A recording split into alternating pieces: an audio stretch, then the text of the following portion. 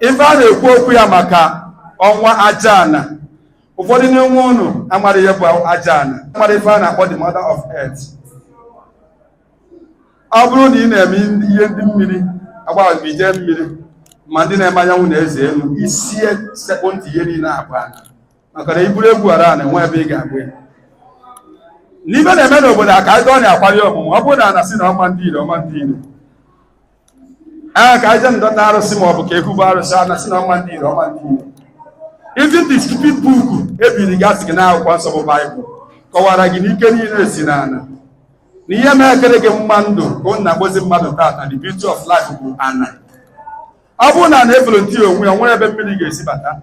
Because if you went to that stupid story akọrọ gị in your Bible, Genesis chapter 2 verse 7, ọ sị gị na God wetara aja were kpụọ mmadụ.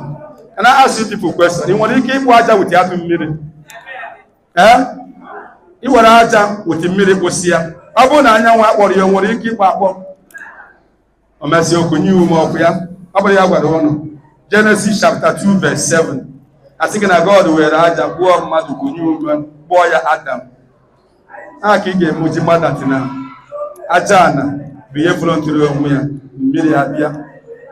Mmiri evolonti onwe ya anyanwụ abịa. Anyanwụ evolonti onwe ya ikuku abịa.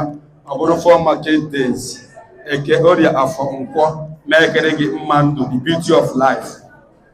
So mmemme ọbụla maọbụ aja ọbụla ị ga na-achụ ihe akwụrụ maka ajana ekwuo mmemme ajana ụfọdụ acha na-ebere mmemme ya kasị mmemme niile ị na-eme eme. So ọ bụrụ dat na mmemme ajana pụta ha anya gbaa mbọ na itiyiri sometimes nwe ife unu ga na-amụ enwe ngwa ya bụ nchi iji ihe na-ejuro m mana ama m nọọ ife mmụọ meti oyi nwoke nyegoro m 20,000 maka nye gị nwere ya bịa nye ajana.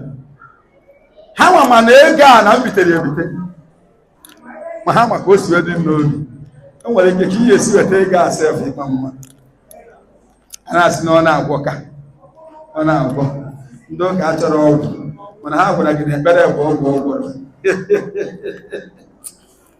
So ekwuo mmemme ọnwa ajana ịpụta tinye nke ị ga-emenwu asịrọ gị bịa mee ka onye a mere. And ihe na notice na-ebu some of you people bụ pretender ka eme na onye a mere.